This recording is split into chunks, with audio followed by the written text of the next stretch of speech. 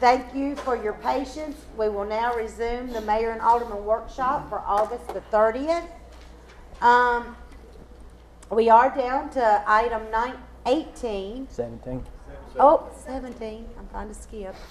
Motion to approve a classification and compensation study to be completed by Burris Thompson and Associates. If y'all will remember back at our work day back in January, we did add this into our budget for this year for the employees. I think this is a very good thing. I think it's time that we get this under control. It's been 6 years, I believe. I don't know where Fred. Okay, is it 5?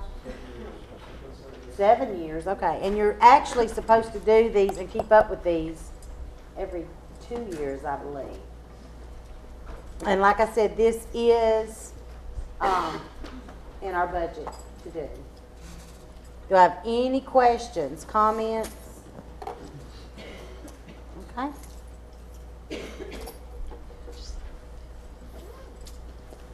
Number 18. Motion to approve change order 1 for the water system evaluation study completed by CTI. Mayor, can I ask a favor? Could I go ahead and do 21 immediately following so I can get out of Dodge, so to speak? Okay. Okay, thank you. As you guys well recall, we contracted with CTI a couple of months ago to do a water system evaluation not to exceed $10,000. Once that study began, we immediately found some opportunities to generate some savings. There was a board meeting coming up within the following week, and that kind of drove the haste in my decision to go ahead and turn CTI loose to look at a couple of different items for opportunity. One of those was an equipment assessment with the disinfection equipment out there. As you recall, it was proposed that we replace some to all parts of the chlorine generation system at the plant. So what we decided to do is send a specialist out and have him reassess that and give us an up-to-date opinion.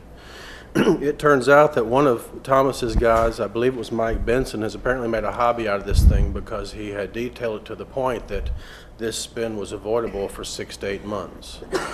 So inside this additional $3,500 that I authorized, it generated $400,000 of instant savings, okay? The balance of that $3,500, a $1,600 PO, we got in touch with the plant design engineer, a gentleman by the name of Bob Lake. He is with Infilco Degermont. They're again the plant design engineer.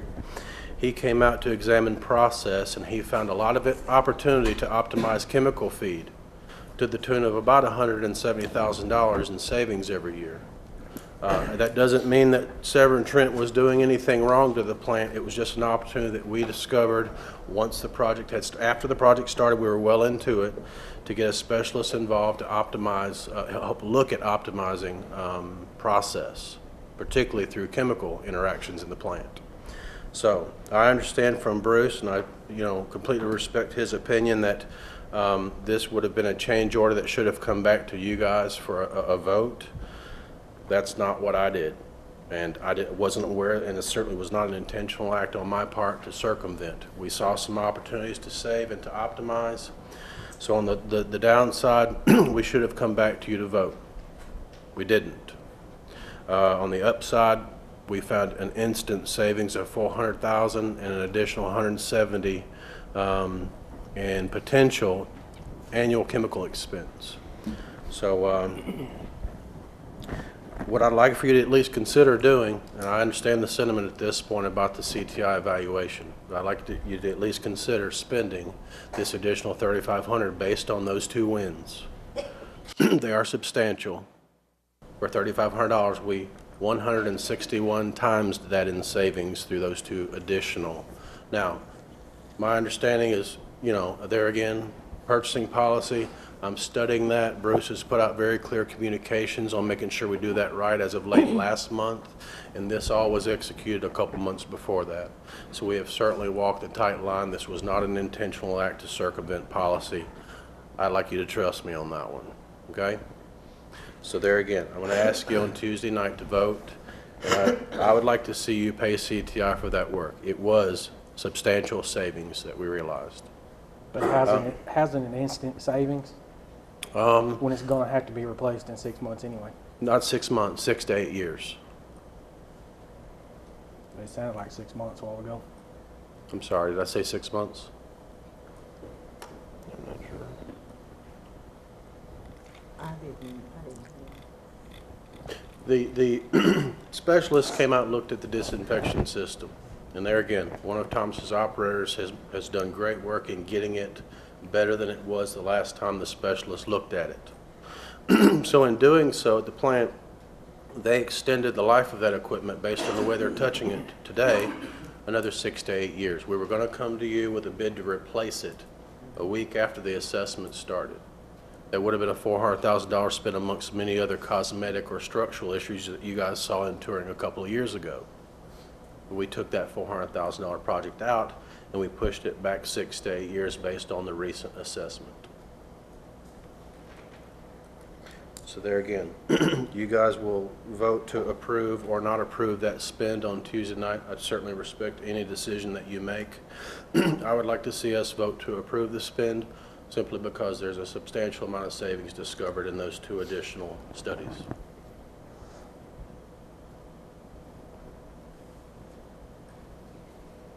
What do you plan on taking $3,500 out of it? General, how does that work? The engineering, what's it called, Bruce? The sub-account's called engineering. Consulting services. Consulting or services. professional services, or There's a line item in each budget, water and sewer. I believe it's maybe 60,000 in one and 80,000 in the other for the year. That money has not been spent this year. There's plenty of money in there to fund it. And that's where it would come from. It would not be an added expense beyond budget. Well, I can't vote to approve it because I was hesitant for the 10,000. I understand. You know, I wasn't big on spending the 10 for this at the time. There's no way I can go anymore. I respect that.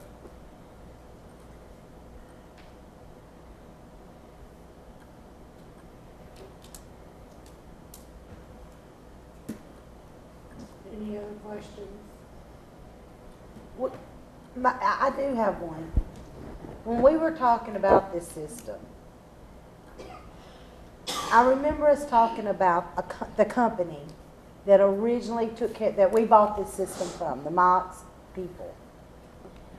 And that he was coming ever so often to check the system. Mm-hmm. And then all of a sudden, he was told that his services were no longer needed. That's correct. Okay, I don't know what drove those decisions. Those decisions were 2 or 3 years ago. Okay? right. But I can tell you that we chose to bring him back in to give us a current assessment. And fortunately, on behalf of city spending, they found this opportunity to put this off 6 to 8 years. So it was ultimately a win. Okay, so my question is, who initiated for him to come back in? CTI and I did. Okay. So why did we pay them to do the study if we were gonna have him come in and do the checking? They did all the consulting work with him. They did the conversation, the scope of study. We want you to come in, we want you to look at this, we want you to look at this, we want you to look at this. He spent 2 days here looking at that.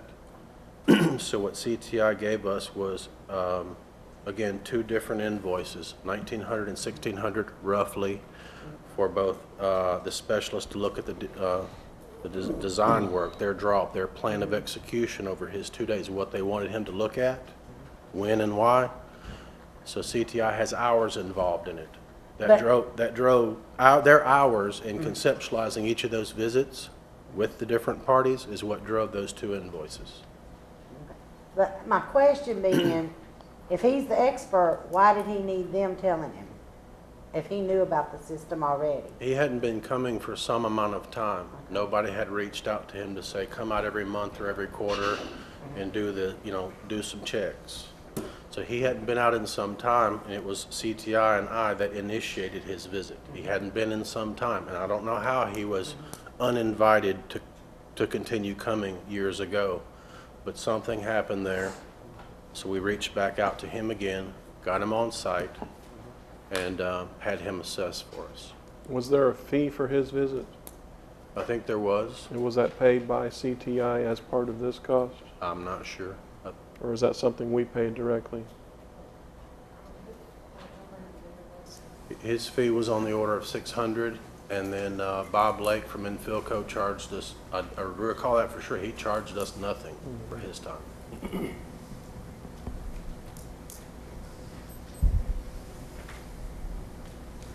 Well, unfortunately, I mean, this work has been done, you know, and even though it didn't go through the proper procedures for approval, you know, the work was done. The city is liable to pay for this work. I mean, you could reject it, obviously. And let me say, I don't mean to interrupt, CTI understands there's risk in you not approving it. And at which point, I don't know where that puts us, you know, legally as far as liability or anything like that. But Depends on whether or not they want to push it. I would like for you, if you don't mind, to review the contract. You would fill us on the invoices, because I mean, I remember them standing here talking about, oh, we shouldn't even get near the 10,000 when they were doing the original, you know, thing.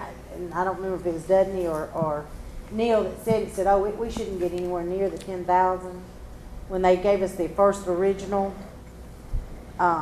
But I would like to look at the scope of the contract and just making sure of everything on there. If that's okay with everybody. And then come back with maybe the legal opinion Yes, ma'am. on that. Okay. Any other questions on this? All right, number 21. Discussion, RFP for leak detection services versus purchasing equipment to do leak detection in-house.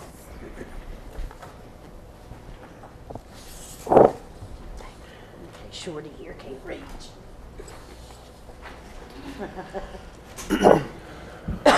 Okay, so as you all well know, we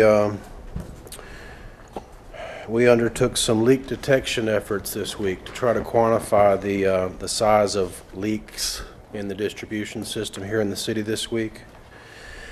We reached out to Consolidated Utility District last week, and they loaned us some leak detection tools, and they were nice enough to even send us a crew of 4 to 5 people in here for Monday and Tuesday, at which point they showed us how the equipment works. They walked the system.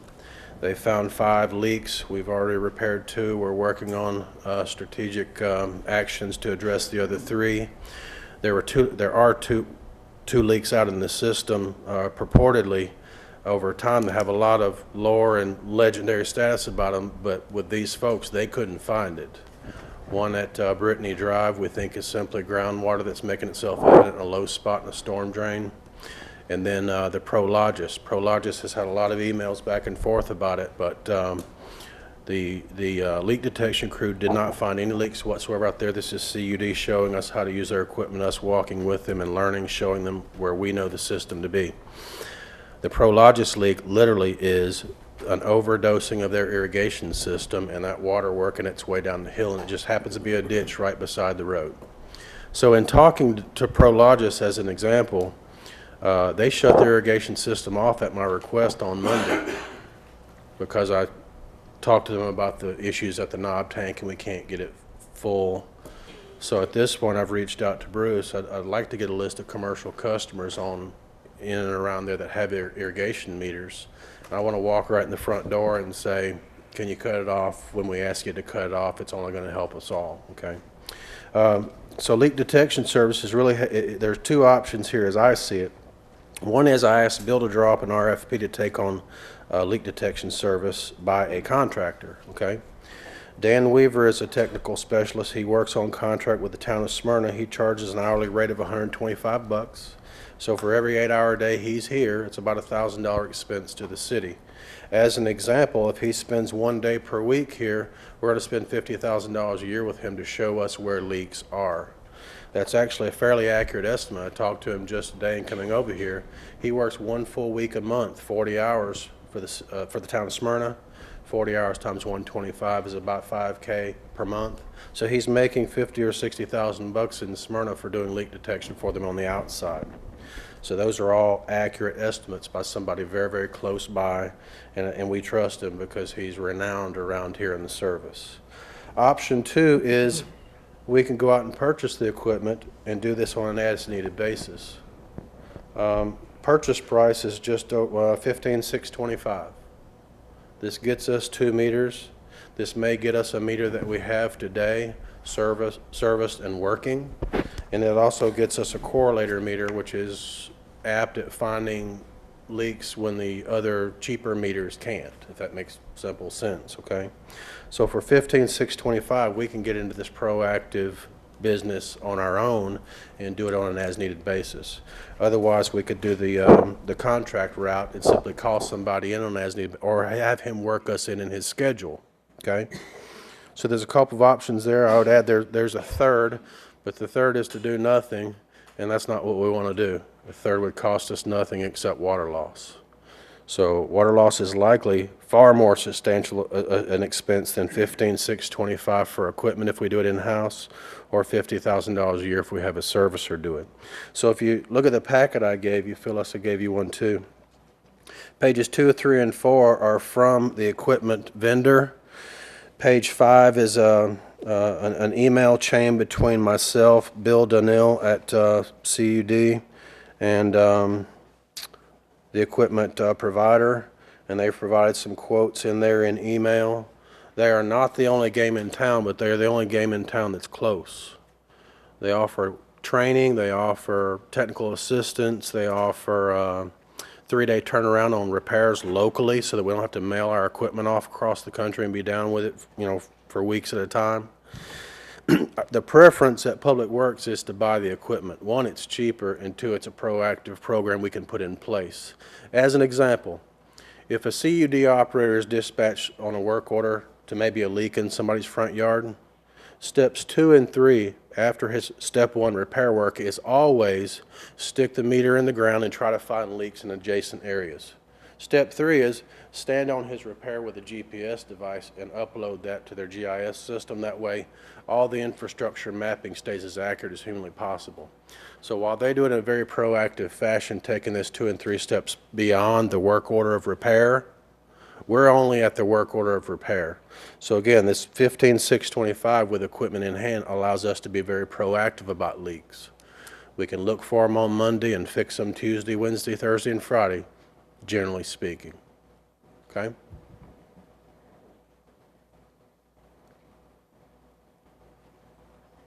correct me if I'm wrong here, but when we were discussing with this Johnson Controls, isn't that part of our leak detection as well? If we chose to do that route. They are certainly pitching that as a service to the city. Yes, ma'am.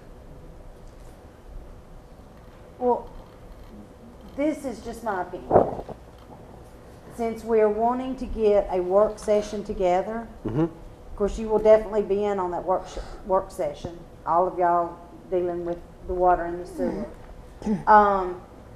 I think this needs to be added to that, because we certainly don't need to be double dipping here. If we decide to go one way or another, we need to organize our thoughts, weigh out all of our options, and I think that this needs to be put in there as a discussion item as well.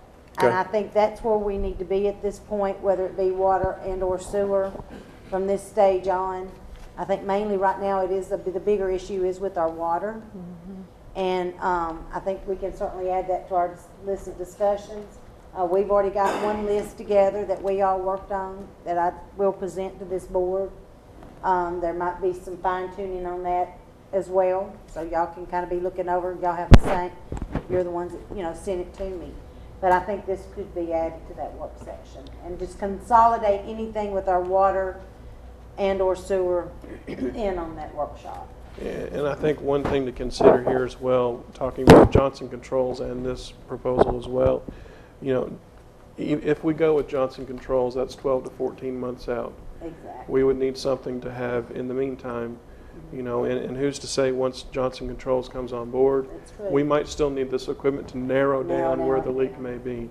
I don't know exactly how their system works. I know they put, you know, permanent listening devices at various points on the lines, but I don't know how far spaced those are or anything like that. So, you know, it may be that we'll need both in the long run, you know, especially in the meantime before Johnson Controls project goes live. So are y'all more comfortable with moving that and going into the discussion? I mean, I agree with that. And we'd have to bid this out anyway. It's Okay. not something we could purchase immediately. okay. So, Yeah, we need that in there too. Okay. Yeah, let's, Discuss it. I'm hoping we'll have that workshop within the next week or so. I'm looking at the calendar to get off on that. I think the 18th might be a possible date. I don't know what all of your schedules are, but I'll be in touch with you maybe tomorrow to try and do that. Okay. Next week is a bad week for various things, the holiday, the Right. meeting next week, and plus we don't have time to advertise it. I'm not sure about the following week. I think we have some things going on that week as well. And plus with Old Timers Festival coming up that following weekend, so, you know, we got a busy. Yeah, well, I 2 or 3 know weeks here. the month of September is going to be very busy, but let's work that, I mean, we'll work it in as quickly as we can at everybody's convenience up here. Okay? All right, All right, all right. Is that it? that's it. Okay. Thank you. All right. Number 19. Discussion penalties resulting from the 2009 IRS audit. Mayor and Aldermen, and employees and citizens, I'm sure you've heard me talk about earlier this year, we underwent an IRS audit. Apparently the IRS is looking for unreported revenues, and they're starting to look at municipalities, making sure that municipalities are producing the correct number of 1099s, whether they're taxing fringe benefits correctly, making sure that we're classifying subcontract work appropriately. If the city is instructing contractors in a specific way, they're considered an employee. During this audit, the IRS came in and visited us, and they looked at our payables program and looked to see if we had the proper documentation, such as a W-9 in place for every single vendor that we have on file. And they also looked at the number of 1099s that we produce, and they looked at our fringe benefits and found several areas that we needed to improve on. One of those areas was, of course, in the 1099s, we apparently had not issued about 18 1099s, and there was a $100 fine for each of those 1099s that was not filed. We also have a benefit to employees for clothing allowance for some of our CID department for their appearances in court and other things. I think we issued that allowance at about $600 a person, and according to the IRS guidelines, that is a taxable fringe benefit, and we should have actually ran that through our payroll system instead of actually cutting the employees a check for that. They assessed backup withholding on that in the amount of $2,484. And that $2,484 also covered some backup withholding for a softball referee that was actually an employee that we actually paid for her softball refereeing time with a payables check instead of running that through payroll. That was a total of $2,484 in backup withholding. We also incurred an additional charge of $2,748 for backup withholding fees for 2 vendors. One vendor was called Expert Tree Care, and the other vendor was called Puro Clean. These vendors refused to provide us with a W-9. We didn't have any problem with any of the other vendors providing us with a W-9, but these 2 vendors refused to. One of them, Puro Clean, is no longer in business. Everything we sent to them was returned to us with no forwarding address. Expert Tree Care, we spoke to him personally. AC did several times. We sent him 2 notifications. He said he was coming to fill out the W-9. He never did. And we have issued a do not use vendor on him. There was also a $300.75 backup withholding for 2 other softball referees, because they're not an employee, but because they were contracted by the city and were under the guidance of the city as to what their scope of their job was. They were technically considered an employee, and the IRS reclassified them as an employee. The IRS did waive any penalties and interest. I think we might have put the wrong word in there. What they're charging us for is basically taxes and backup withholding. The lady that was here was very nice and worked with us, and she went to her boss and got all the penalties and interest waived. And we, the total amount that we owe them is $7,333 and some change. We have put lots of procedures in place now. We do not accept a new vendor unless we have a new W-9, and even with our old vendors, we're requesting updated W-9s. The W-9 will help us classify a vendor, whether they're a individual or a partnership or a corporation, and that determines whether or not they get a 1099. With all that said, we have 2 choices. We can go ahead and pay this now, or we can dispute it. And if we dispute it, they could possibly go back from day one. And this was 2009 tax information. They could go back to day one and start charging us penalties and interest. So at this time, I think it's in the best interest of the city to go ahead and pay this and be done with it and learn. We're not the only city that they're doing this to. There's other cities that they're going in and auditing. The IRS, she explained to me, she said, we haven't audited cities in years and years, and she said we're looking for unreported income, and the 1099s is our target that we're looking for, unreported income. And we have went back and produced the correct 1099s for 2009 and any that we missed for 2010, and then we were current in 2011 because we had all of our procedures in place and are back on track now. This will come out of the finance budget. I am working with my employees. I have asked them to cut costs, and I'm trying to absorb this without any type of budget amendment. There's a possibility at year end that we may have a little bit of a budget amendment, but at this time I'm taking it out of one of my line items. Do you have any questions? And again, nobody is coming to the city without a W-9.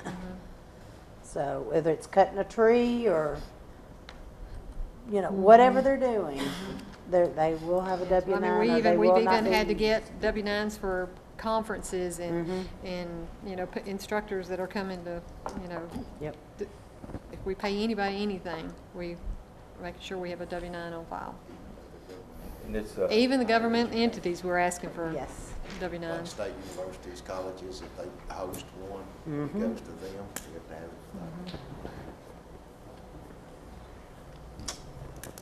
it. Okay. Any more questions on that one? Okay, I think you have the next one too, Phyllis. Yes, I do. This is a discussion for water billing cutoff for past due accounts. Can you show the other slide first? The next one? First one? Yeah, that one. The City of Laverne currently does not have a real formal written policy on when we cut off a customer's account. It's just kind of been a known fact or known policy or informal policy that we do not cut a customer's water off until they are 2 payments past due, 2 bills past due.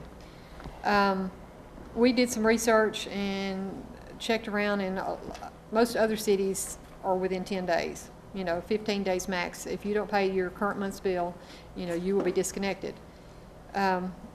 We're finding a large trend of customers kind of, I guess you call it, abusing this system. What I have up on the screen for you is a brand new customer that opened up service in March of this year. Of course, it takes about 6 weeks to get a full month's reading. So we went out on April the 19th and read their meter, produced a bill. They did not pay that bill. We produced a second bill on May the 18th, which was the due date of June the 10th, They refused to pay that bill also, so now they're finally 2 months in the rear. So when we produce that third bill, since they were 2 months behind, that gives us the opportunity to go out there and disconnect their service. So we went out there and disconnected their service, but that isn't their final bill. They still have another bill coming because of the way our cycles are. They still had another bill coming. This customer moved. So now we're stuck with $400 that we can't collect. If we had had a more stricter policy in place, then, you know, they would have not gotten past the, they wouldn't have gotten to the June the 10th bill without paying. And I think also, we're hearing people say, well, my water bill's $150. They are, because they've been so accustomed to waiting 2 months before they pay their bill. Just show the next slide. That's kind of the example I wanted to show on the next slide. This is a customer that just pretty much pays whenever he wants to. And so when you look at his bill, right now he owes $197. Well, if he gets his bill in the mail and it shows that he owes $197, he thinks that's what this month's bill was. And sometimes people don't understand. They've got to read to see if they had a previous balance that has been paid. But this customer, you know, you can see he paid. He paid on January the 4th, they paid on February the 22nd, didn't pay again until May, and then paid again in August. And they're not ever having a zero balance. And so they're, you know, the customers are constantly having 2 and 3 months showing up on their bill, and it makes it really hard to read your bill. And we get calls all the time saying, why is my bill $150? And then we have to explain, well, you've got a previous balance on there, you've got some late charges, you're disconnected. So that's just another example of if they were made to pay their utility bill on time, like any other utility service requires, then they would not have such large bills to come in the mail. But what I'm suggesting is that we do change our policy and try to get it down to a more reasonable. Right. Because if, I think you so, know, too. we've I turned think over so, probably $1 definitely. million into collections, and it's mainly where people come into the city, they run up a water bill, and then they move on. They move in with a family member, or they move to another city. We've made it pretty easy for people to leave us without paying the water bill. Very easy. Too easy. Would that be just a simple ordinance change, or Probably just a a resolution, resolution to do that? just a one Do you reading. feel comfortable in y'all getting one done by Tuesday, or would y'all like to work on this? I mean, it's up to you. But I do Well, think I we need to think- get more under control. I think with that, we need to give the residents Okay. a little notice. I think Bruce and I need to work on the policy, but I think we probably need to give at least a 3 months notice. I like that, I too. say maybe effective January 1st of 2013, the Okay. city will have a new policy. And that gives us time to put up some signs, advertise it on Channel 13, and put it on there's a On place the where we water can put it bill, on the give them water 3 bill. months of showing that, as effective. So if we need 3 months, we could probably pass it in October, well, or would you like to do, I mean, it's up to you. Well, we could approve it at any Approve it time and make in- it effective on January 1st or whatever day we pick. Yeah, I would like for it to go in effect after the first of the year, and I do like the advertising. And constantly let them see that water bill. But every call that I have gotten virtually, when they're complaining about their bill being 150 or above, it's always 2 or 3 months. And inevitably, it is 2 to 3 months. Oh, and I don't know if they think we don't go look when they call or what. But the majority of them have been. And then they have all these penalties, or they've been shut off and are cut back on, and they were never zeroed out. And then, of course, it's going to be higher. But I'd like to see that. If we can get one pulled together by Tuesday, we'll try to do that. I would feel better if we waited a month I and would compared too. to what other cities Okay. have and bring it back at the October meeting Okay. with hopefully what will be acceptable Yeah, for everybody. don't just Right. jump into anything. And, Let's make sure it's done right, and y'all might want to make sure Evan kind of Yeah. reviews over it, Right. making Yeah. sure that we're Right. in compliance with everything. Yeah. Okey-doke. Any questions, comments? Thanks, Phyllis. Okay, we've done 22. Now we're going to go to number 23. Discussion, speed limits and subdivisions. I know everybody on this board, I have gotten phone calls from people talking about speeders in their subdivisions. I mean, in the same turn, I've had some people say, oh gosh, please don't slow us down anymore. I think this is something that we probably need to look into, but I think it'll be more personally, and Chief, you can jump in here and maybe correct me if I'm wrong. I do think that this is something that I think our police department should be, I think y'all probably get more of the phone calls or the complaints on the areas. I know my street alone is a racetrack in the mornings. I mean, I've had a child killed in my neighborhood because the cars, it was speeding. But I think this is something that we really need to look at. I think it needs to be a collective thought process, and I think we need to follow y'all's lead on this, on what you feel is safe. And our biggest concern in these subdivisions, I know everybody has to get to work, I know everybody they're in a hurry, but we've got to focus on these children. In the mornings, all these subdivisions are full of children waiting for those school buses.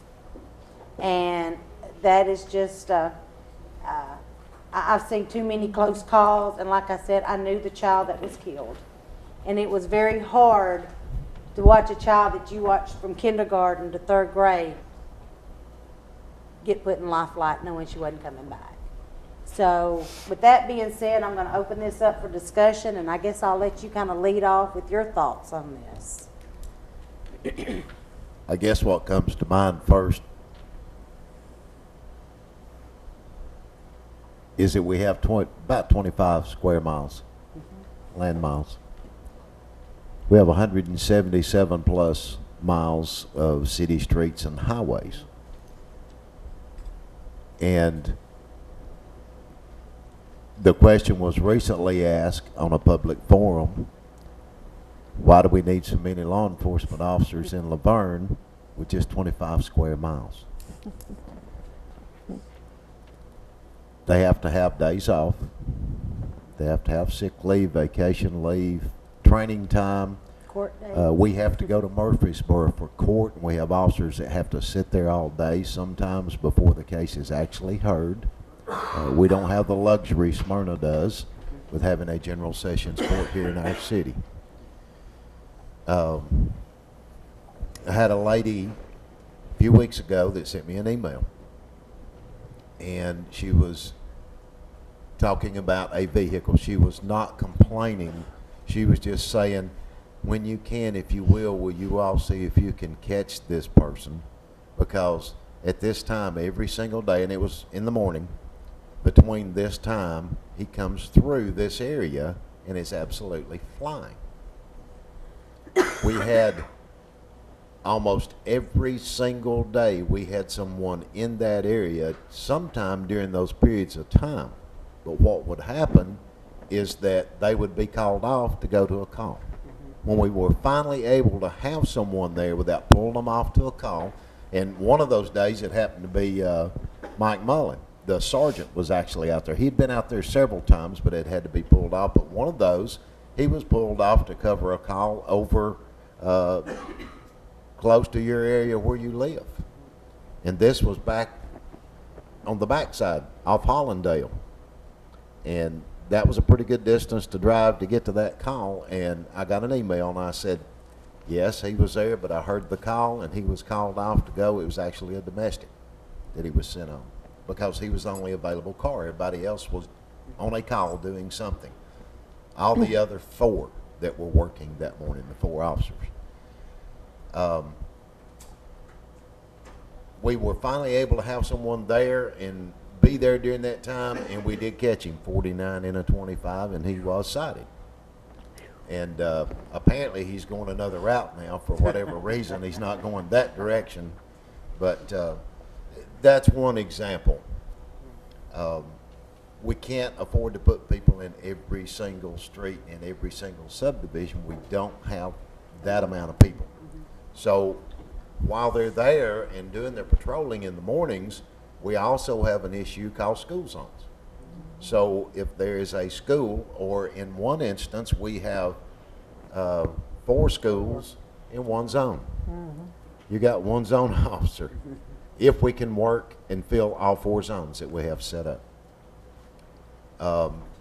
Which makes it difficult. Then we've got the morning work traffic in the mornings. I'm not making excuses. I'm giving facts of what the actual facts are. It's kind of like having a restaurant and you need to serve 45 people that come through the door. If you have 2 servers and 2 cooks, you're not going to be able to get to all of them at the same time, so you're going to have to queue up their orders, and it's going to take a while for the food to get there. Same way happens with us. And this is going to apply to this next issue too. By the way, when the calls come in with the complaints, because we're going to be pretty well stacked up in one particular area to make sure that's covered during that period. We have to look at the subdivisions and even points within subdivisions. Some areas might not be a particular flat rate that you say. The general maximum speed limit in the city on city streets is 30 miles per hour. And that's not unusual, Counselor. I don't believe in any city you always have your maximum speed. We have it in the state. And then other roads are either more or less, like interstates are 70. 55 is the state's maximum speed limit as such. But there are other areas that are lower than that. We have determinate maximum amounts in school zones, but there are restrictions there. There must be signs and there must be operating flashers there. And there's a reason for that, because some municipalities many years ago, when I was a young law enforcement officer, would throw up school zone signs, and then they'd be out there writing tickets at 2 o'clock in the morning because we're running over 15. And then the statutes were changed to say when children are present, and then it was changed to say with flashing. We have to look and see the width of the roadway.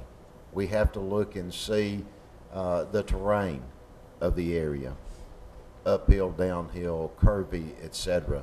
Is it a newer street or is it an older street? For the last 6 years, I've driven Waldron toward Lake going to Rock Springs Elementary. 35 miles per hour some mornings is a really fast speed on Waldron Road in that area. It shouldn't be any faster. Should it be any slower? I don't know. If we do, what are we going to do with the queuing of the traffic then, and people trying to get to work and so on in the school traffic? I think we're going to have to look at these things individually. Now, there are some things that we get a request for all the time, and that is a stop sign here to slow people down. The book that's written, it's the, if you will, the Bible for traffic, streets department, state highway departments. It's done by the American Association of State Highway Traffic Officials, AASHTO. It's called the Manual on Uniform Traffic Control Devices, the MUTCD. Gives guidelines historically. They go through, and some of the best traffic engineers in the world go through, and they have different things where they set standards for people to utilize. Everything from the size of the sign to the retro reflectivity of the signs, which we've talked about in the past year or two, being upgraded on the retro reflectivity capability so they can be seen at night and in the rain, etc. The sizes of them, Garland and I talked about those not long ago on multi-lane highways. There's a minimum size of a speed limit sign or a stop sign.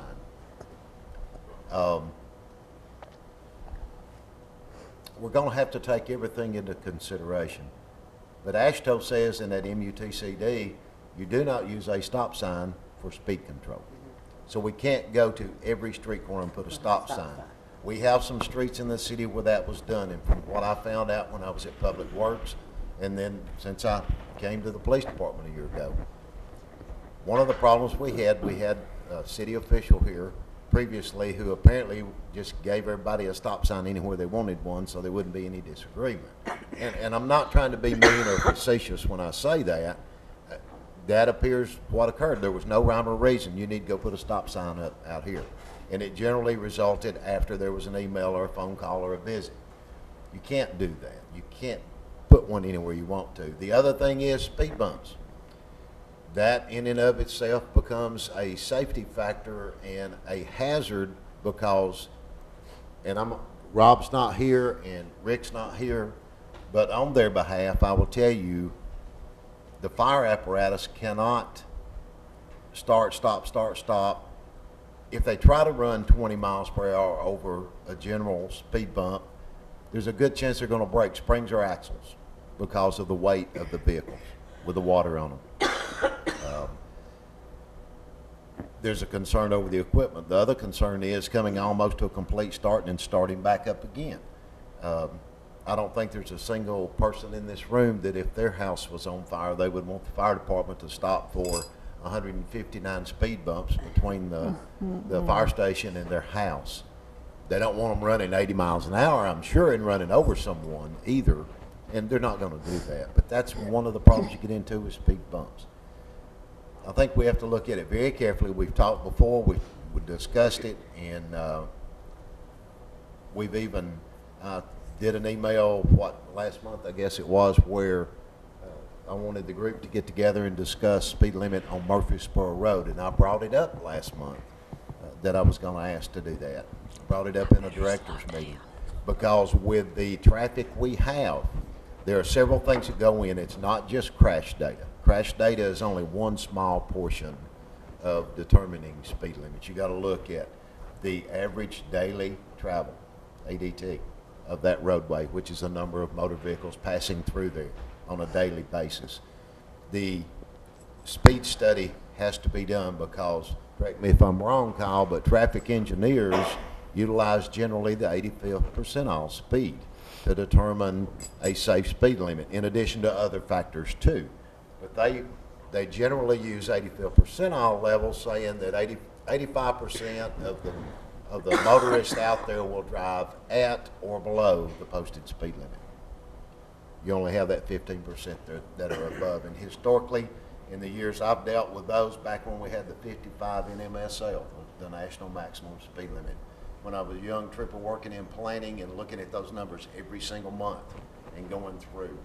When TDOT was doing their speed surveys, there were areas on the interstates where, 70, 71 was the best speed because they were safer. There were others where it should have been 55 in the urban area, in the rural area where you got good straight roads.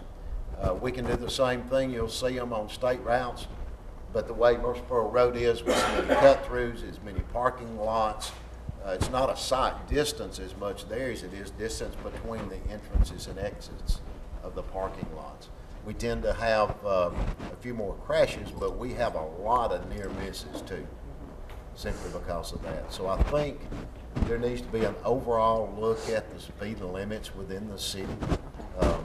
Did you put this, I don't know who put the speed I limit did. thing on here. I think it came from some complaints. I had gotten a call from a resident over in Walnut Ridge whose speed limit is at 15 miles per hour.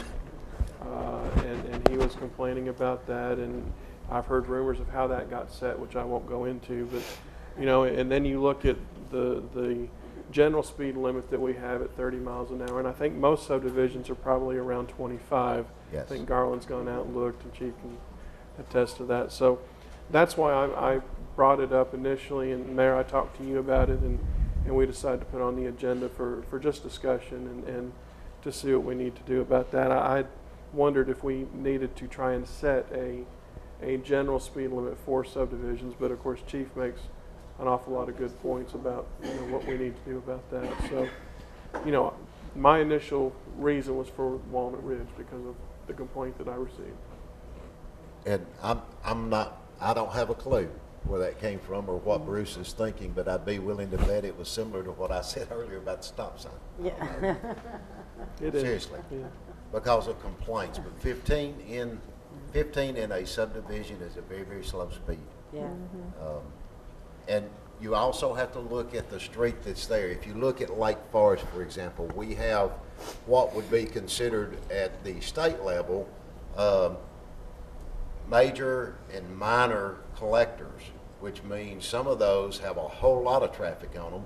Stones River would be one. Fergus Road would be one, because those are major entrances into the various areas, and they run all the way through. And then you've got the Hollandales and the Bill Stewart, Fergus is Bill Stewart, this side, D-Buck, going across from D-Buck. Holland Ridge. Holland Ridge, thank you. Those are pretty good sizable collectors too, because you've got so many people in and out. So I think we need to look at it and see what's there, what's available, et cetera. We had a complaint last fall that I had told you all about when I tried to go through and look at the number of calls and had to manually go through for a lady and explain to her the number of crashes we had out there. And it took several days to go through to look through all of the pieces of paper that's like a spreadsheet. Found out there were very, very few crashes there. The overwhelming majority were single vehicle crashes and had nothing to do with speed. Speed was not a contributing factor. Weather was on many occasions. But I think it's something we have to be very, very careful about. We don't need to just go out there and raise one or lower one. Just on a whim. You've got to use some good common sense for one thing, plus look at some other factors as well. Well, it doesn't do any good changing if you don't have the officers to do it anyway. Yeah. I mean, Well, if they can't stay there, and besides, there's no sense in punishing everybody for and if that one vehicle. If we had the folks where we had a traffic unit that rode around and did that the whole time and didn't answer calls, that'd be one thing. But our primary responsibility is not traffic enforcement. Right. We're not here to write tickets. And one of the things that I changed early on was that bottom line that used to be on the monthly report that had the amount of revenue that the police department brought in every month. I don't care. I'm not looking at it. I don't want to know. That's not why we're here. And that's simply a byproduct that Phyllis worries about and from court and everything else, but we don't. That's not why we're here. Traffic enforcement is a byproduct of being out there on patrol on a regular basis and doing what we're supposed to be doing, and that's in the communities and patrolling so people can see us, and with the visibility and observing potential crimes, et cetera, then be able to take an action or prevent it by just being there. So I think we're in agreement that on some of these you'd like to look into, especially Murfreesboro Road and things like that, maybe come back at a later date. No rash decision. Personally, that 15 mile per hour in Walnut Ridge is a little low. What should it be? I don't know. I think we could probably come up with something fairly short, sweet, and simple that makes sense and common sense. 20. I believe on Centennial it's 20 miles. But if the road's not marked, it's 30 miles an hour if it's not marked. It's 30 miles per hour if it's not marked, but there aren't many that aren't marked, except some of the cul-de-sacs and so on, on the major inroads and so on. Like subdivision roads is not marked. No, they're not because of the cul-de-sacs But if and the it's small not marked, streets. it's It's a maximum of 30, 30 yes, miles. All your main streets out, yes. cul-de-sacs and that, main streets out. So if that sign was just put up, do we have to have an ordinance to take it down? Well, according to the municipal code, in order to change a speed limit, the Board of Mayor and Aldermen has to determine upon the basis of an engineering or traffic investigation or study that any maximum speed set forth is greater or less than reasonable or safe under the conditions found to exist in any congested area.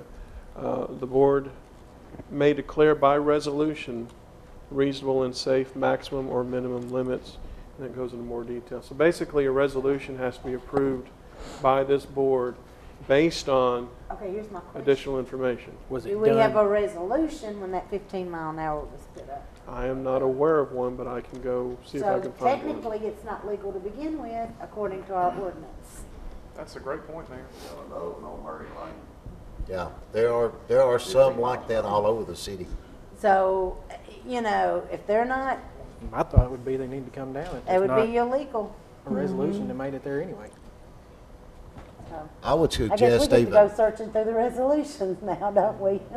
Mayor, I would suggest even looking at the possibility, and I think we have to be careful how we say it, but the establishment in certain areas of anything less than the 30 miles per hour, I think there should be a way to do that without there having to be legislation at this level to do that. And that could be simple by a representative of LPD, the city engineer, or appointee, and Laverne Public Works. I think that group together, and potentially in some instances, upon the recommendation of a traffic engineering firm making a recommendation if it's something big enough. In my opinion, Murfreesboro Road is that. Would be big enough. We really need somebody crunching some numbers more than any of us have the time to do, to be honest with you. So, But I guess And we in Maybe order, look to, at and in doing order to do that. that, we'd have to amend the ordinance to allow, you know, a committee or however you'd want to do that, so So it looks like we have homework we have to do. it wouldn't be the first I time. know. This won't be- This won't be the last time either. Okay, so is everybody kind of pleased with this? We gotta do some homework, obviously. So And- we'll and as divide far them up as- and conquer. And as far as Murfreesboro Road, I know Chief is wanting to get some sort of study done. We'll have to see if we can contact an engineering firm and see what those costs may be, and possibly bring that back to this board for approval. So Okay. we'll look into that side of it. And we might even be able to, I don't know if we could or not, we might be able to draw upon the planning unit at TDOT. There's an old guy there that rides a Harley that I've known for a long time that has Time to Vandy go. already I think we're finished. to be in time. School's out.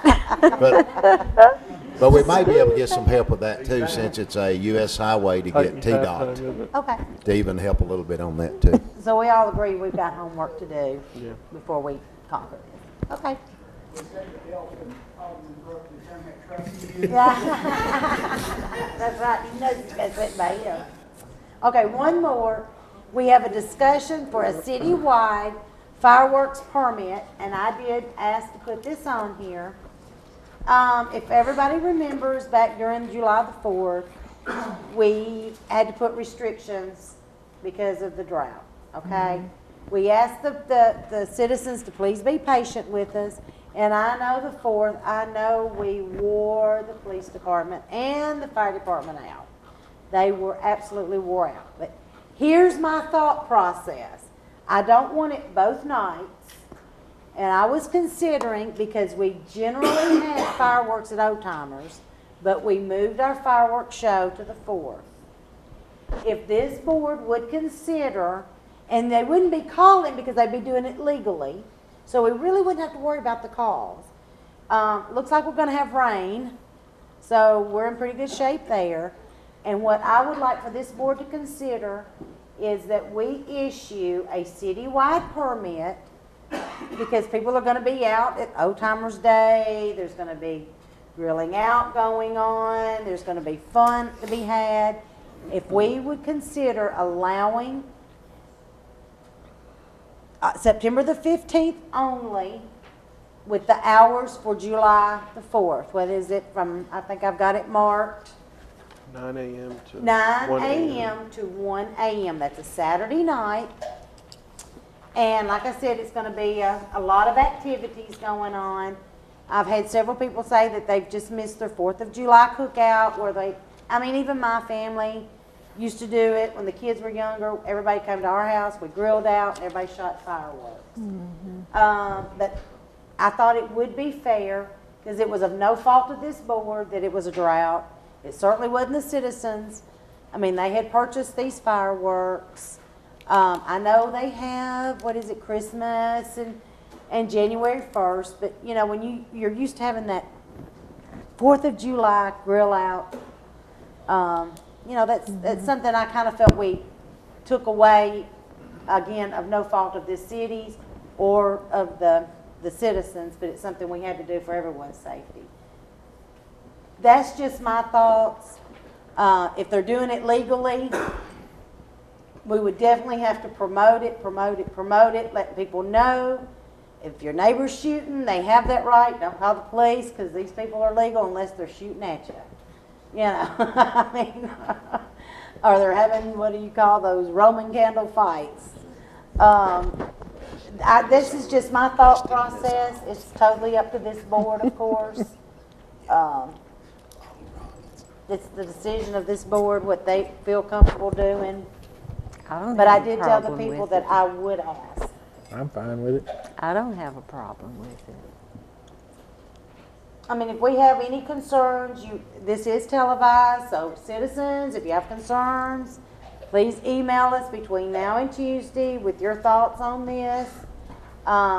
We'll check our emails. You have our phone numbers. Please give us a call to let us know of your concerns. But I do think we're trying our best to keep our word to the citizens. And we had a lot of citizens that stuck it out with us. They did not. I mean, we had some that shot those fireworks anyway. Yeah, And, but not bad, I didn't think. You know, we had a lot of citizens that hung in there with us and followed the rules and did what they were asked. And I think this is our way of just saying, hey guys, thank you for hanging with us. We're going to hang with you back. That, you know. So everybody please, you know, read your emails. If you get emails, watch your phones. If we have any concerns, we'll bring those concerns back Tuesday night prior to the vote. If that's okay with everybody. Okay. All right, we'll go around. We'll start with you, Alderman Green. I don't think I have anything, really. I can't think of anything right now. All right. Vice Mayor? Everybody come out to the house and move tomorrow night. That's right. Tom's guarding that trophy from Fred, isn't he? Alderman Waldron? Can I get a permit for my Roman candles tomorrow night? No. Fireworks in the park. Shoot them at Tom. Prayers and thoughts go out to the victims of Hurricane Isaac, flooding down New Orleans. Yeah. And Hope Vandy and Titans and MTSU won tonight for the win. And everybody be safe for Labor Day. Long weekend ahead. Be safe. It's got a lot of events this weekend, starting with the House Moon Race tomorrow night. Like the Vice Mayor said, come out, take part in it, or just maybe help out or whatever. I think Kyle, you're going to run as well, or Kyle, Evan, you're going to run as well. Don't call me that. I'm going to try. Okay. Yeah. Evan was talking about he thought he deserved a trophy last year, by the way. I don't know if he talked to you about that. I think I was the fastest city official last year. See, now we got two talking, so, I mean, anyway.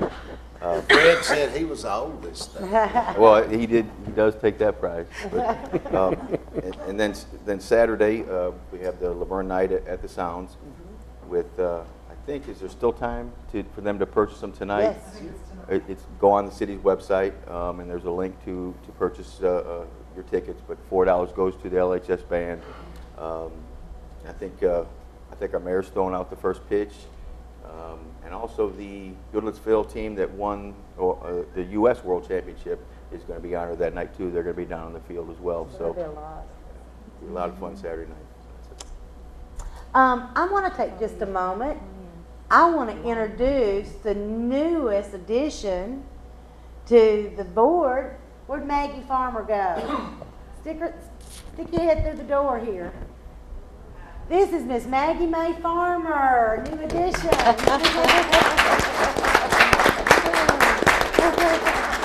at her. She's going to be keeping us all straight here before long. I just got a few announcements. We got our pageants. The deadline has been extended tomorrow afternoon at 4:30. As of right now, we have 20 contestants in the baby show, and we have 23 in the big pageants. So that is a big, a large amount from last year, so we're real excited. Howl at the Moon, rain or shine, and now they've got all three of us wanting to watch these three. So don't forget, we have Old Timers. We'll also remind you of that again at the meeting. But it starts out ham breakfast with the rescue squad. We are having the parade immediately after, and a fun-filled day on that Saturday, which is the 15th. But also remember, we're starting that Friday night, and then the baby show will be that Sunday afternoon, actually at Old Timers Day. And then don't forget, sign up for the Sounds game. I was so excited I was going to get to throw out the pitch, but gosh, I'm having to compete with these I've got the real little heroes going to be standing up there, so I'm really down on the totem pole there now. I'm excited about meeting those little guys. And That was a great it's thing, exciting. Of course, I feel like they're part of the family because, as most of you know, the coaches were retired and active firefighters for Nashville. And also the little pitcher, Justin Smith, is the district chief, Jerry Smith's son, that was pitching. And some of the others were firefighters. So, of course, they're part of my 38-year family with the Nashville Fire Department. So that was pretty exciting. So with all that being said, if I have nothing else, Bruce, do you have anything? No. Tom kind of rubbed the trophy. We've got to give it back. And I want to thank all of you. I know this has been a very long night, but we've had some very good discussion. And I want you to know I appreciate each and every one of you. Have a great and safe holiday this coming Monday. And I hope every one of you have a great weekend. This meeting is adjourned.